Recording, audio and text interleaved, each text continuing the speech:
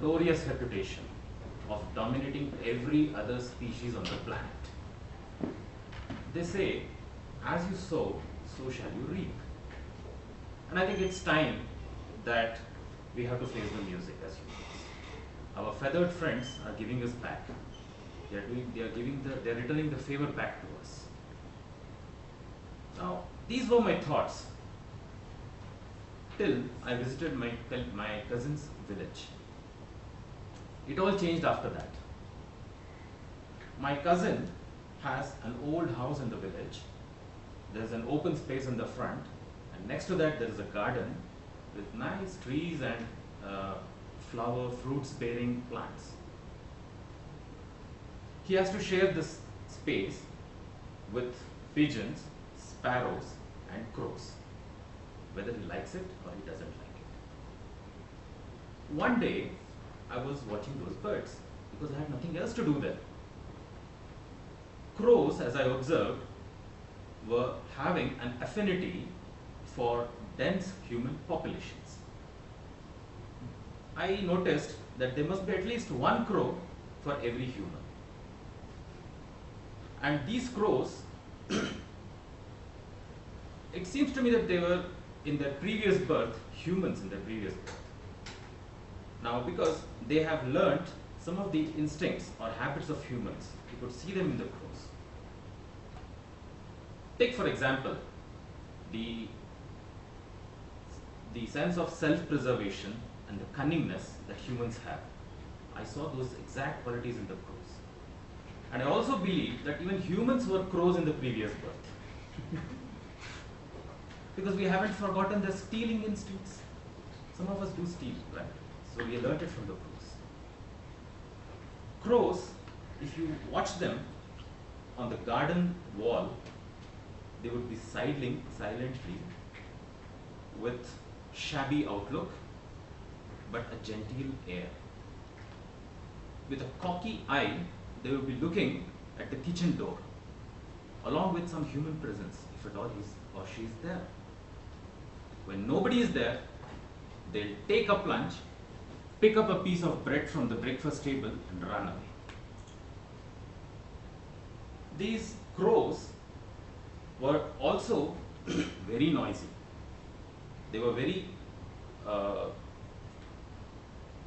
quarrelsome also, because they wouldn't let that piece of bread to be taken by anyone else among their community. Then I saw some of these sparrows. The sparrows were very noisy as usual. They would come uninvited. They would come straight into your living room, create a mess, a lot of noise. Then he will bring all his cousins, all his friends, relatives, political followers. They'll quarrel.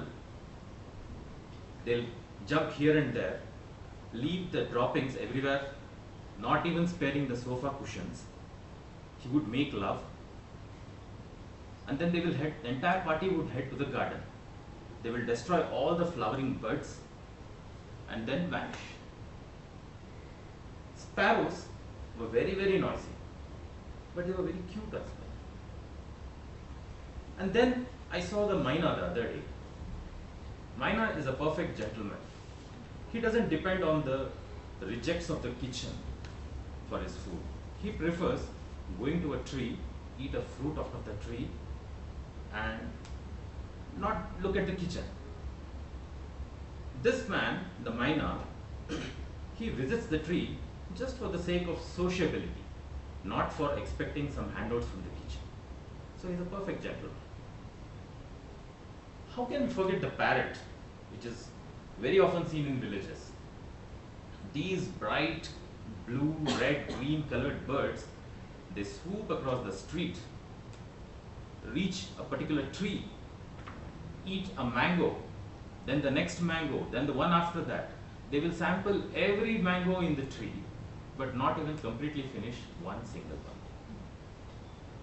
These parrots, I'm told, that they can do anything, but still get away with it.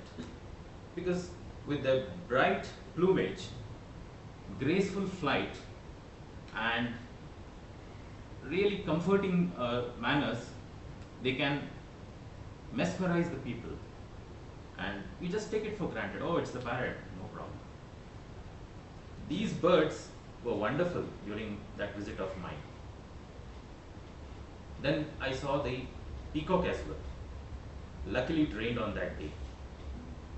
It brought out all the colorful feathers it had. It was a wonderful sight to watch.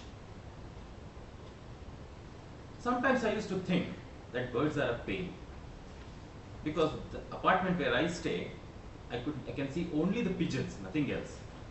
With that annoying gutrugu kind of sound and the droppings everywhere, they make a mess of the whole place. And I had started hating them, in fact, till I visited this village and I saw the colorful birds. Dear Toastmasters and guests, this visit to this village changed my thinking. The birds were no more irritating to me. In fact, I started loving them, all in a matter of 1 week. Many of our friends, these feathered friends, are not protected. They don't receive the kind of protection we are supposed to give them. For religious reasons, some of the birds do get the protection. Like for example, nobody ever touches a peacock because some god will get angry. Same thing about the saras. But what about those unfortunate but very beautiful birds? They need the protection. Our cheeky sparrow, the willy crow, and the gentle myna might survive the human species. But what about the other unfortunate birds and animals?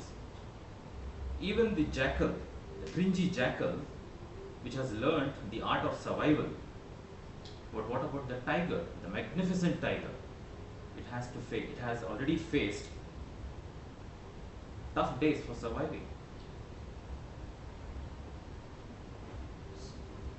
Dear Toastmasters and guests, the ball is in our court today.